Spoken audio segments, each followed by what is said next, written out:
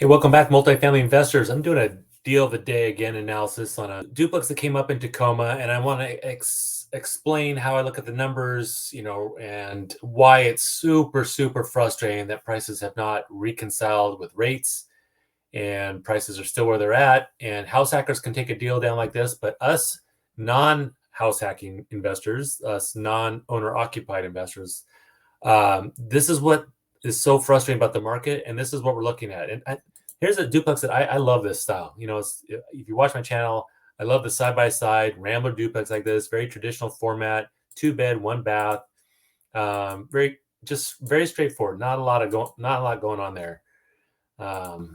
Wasn't a ton of pictures. The siding looks good, roof looks good. Okay, so what we have here though is 625. This is South Tacoma, Parkland area. Okay, and built in 1984 actually. It says rents are 600 if you're tracking my mouse. I think that's way too low. I'd be surprised. It says that the seller, the landlord, is paying 1,080 in water, sewer, garbage, and it has rents at 1,400 and 1,450, which we know is too low. If we read in here, beautiful remodel on unit 1852, recent updated with granite countertops and anything. Well, that's all great, right? But you only signed them for 1,450 in a market where it should probably be closer to 1,850. And then it talked about having long-term tenants in there and signing a new lease until July on this one, till July of 2024 at 1,400. So you've just done the buyer and investor a disservice by signing this under market lease. And sellers, landlords, like when they list these, like, why wouldn't anybody pay 625? This is a great property. I've got great tenants. Well, let's show the seller why this is a horrible deal. Now, if you can track my mouse, my cursor, 625 is the price. We have to do 25% down.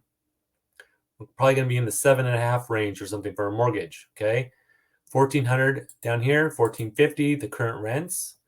I'm not going to assume that neither one's moving out. They just resigned, and the other one's month to month, but they're not moving out if you don't bump their rent right away. So it's zero vacancy. Property taxes I've already entered in there.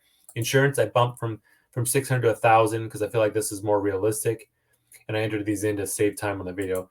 Water, sewer, garbage that was noted that in the listing. It's a little bit older, so it probably is going to have a couple $100 a month in repairs, maybe on average, so 24 for the year. And you probably want at least an annual cleanup of the landscaping around the property, maybe $600. Okay, this is, again, doesn't assume any management fees. So if you live out of state, you're going to have some management fees. This is a perfect scenario from day one of what I think. Not perfect scenario. This is from day one when you buy this.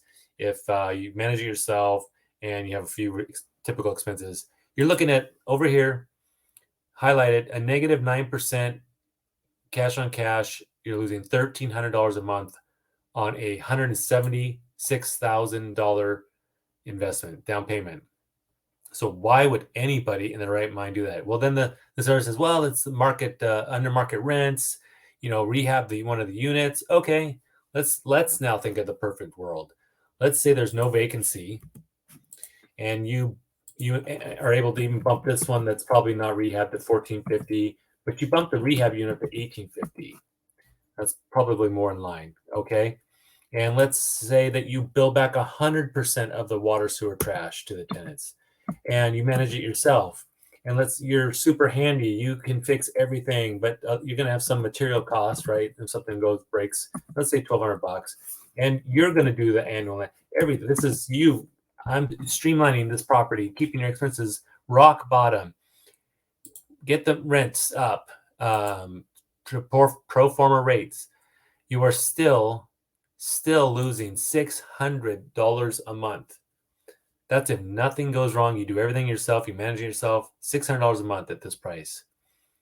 I'm confident a listing agent and the sellers, the landlords, don't do the math on what a potential investor is looking at. I've had to do this on my residential listings with some clients and show them, if someone's buying their house for $550, this is what their mortgage is going to look like, and it's unaffordable to most. So this property that's for $625, in my mind, probably should actually be closer to $525.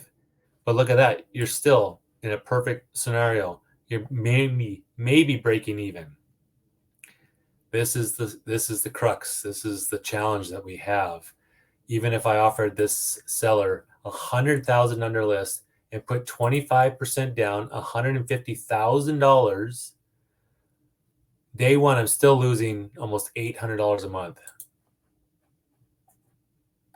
I'm pausing for dramatic silence. I mean, it's unbelievable. It is on septic, not one of my favorite things in the world. And they're advertising a 3.96 cap when we know it's even worse than that, probably. So there is an example of deals that I analyze every day.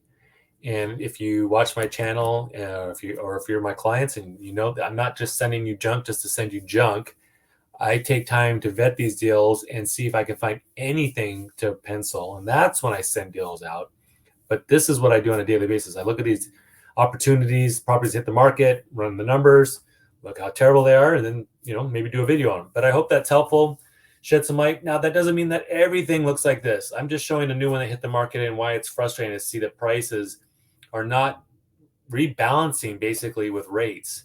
And we are going to have to wait because deals are very, very thin. When everything come on the market like this is still overpriced, in my opinion, rates are not coming down anytime soon. Do not buy something today assuming you're going to refi next year. I don't think it's going to be that quick. So, but if it pencils today, and there are deals that pencil, I'll do another video on one that does pencil someday later this week. But keep in mind that there's a lot of stuff you've got to sift through to find those right deals. And you can find deals on market. I'm closing deals for other clients on market. That makes sense. But sometimes you do have to put just a little bit more down. If we look back here real quick, if you put down 30%, this could get you probably to cash flow positive. But again, it's not a great return on your money. Anyway, wanted to show you that. Hope that's helpful. Thank you for watching.